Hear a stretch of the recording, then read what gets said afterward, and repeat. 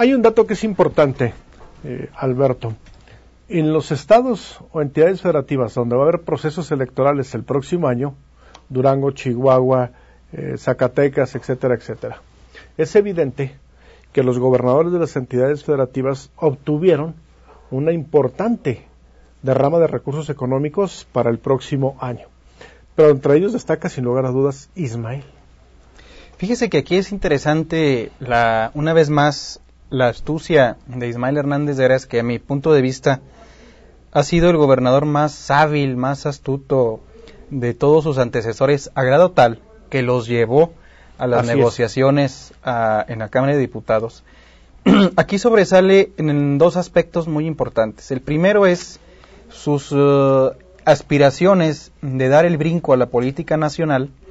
donde desde 2 meses de anticipación, como lo comentamos en el bloque anterior, empezó a trabajar. ¿Con qué objetivo? De hacer presencia entre los actores importantes en la capital del país y que lo consideren como una figura alternativa en el priismo. Segundo, esa habilidad de sustentar todos sus proyectos de infraestructura, de desarrollo, con los cuadernillos que llevó, con proyecciones de video, maquetas, y todo esto tuvo grato sabor de boca en las comisiones legislativas. Poco le faltó para platicar con cada uno de los 500 diputados para convencerlos de este presupuesto para Durango que se requiere para sacarlo de ese atraso, sobre todo en el eje carretero, que es en donde Durango sobrepasa a otros estados del país, porque Durango está cerca de todo y también lejos de muchas cosas. Entonces aquí eso es lo sorprendente, su labor de convencimiento mediante la fundamentación técnica, administrativa,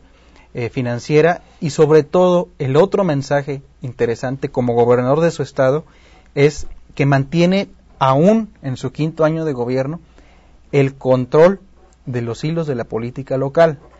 porque no solamente todos los legisladores de la entidad y los originarios de aquí estuvieron en torno a él. Él lo denominó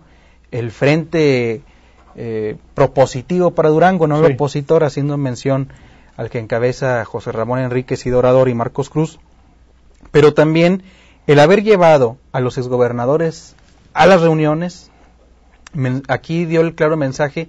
que estos personajes con sus respectivos grupos están a favor del gobernador. Las alianzas que tiene con los otros partidos políticos, el caso de los Gallos de Acción Nacional, Bonifacio, Laurelena, Andrés Galván, la propia coordinadora de los diputados federales, Josefina Vázquez Mota, en fin, todo esto le demuestra que su camino lo tiene pavimentado para salir sin problemas de su proceso sucesorio,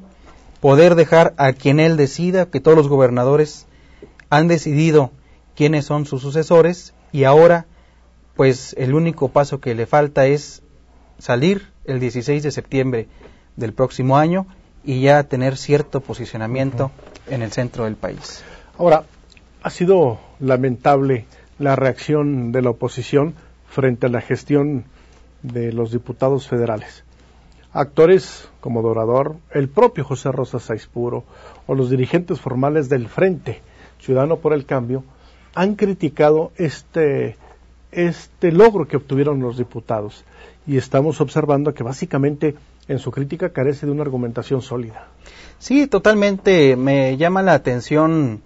el caso de José Espuro, que aparece en los principales periódicos con inserciones pagadas, comentando acerca que este presupuesto se va a pagar o se va a obtener por medio de ese incremento a los impuestos, pero sobre todo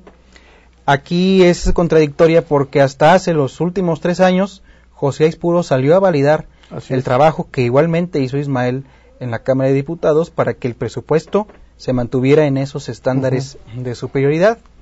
Lógicamente es lo que comentábamos al inicio, licenciado, de esta intervención, es para llevar agua al molino en tiempos electorales. Lamentablemente la oposición se ha dedicado a hacer para ellos solamente un trabajo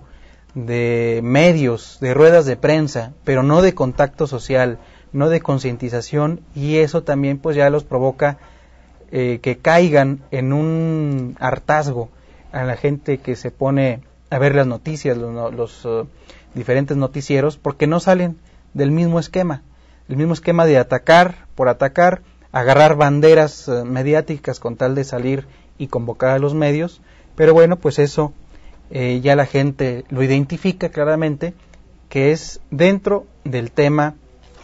de la cuestión electorera. Aquí sí diferenciar, la gente sí,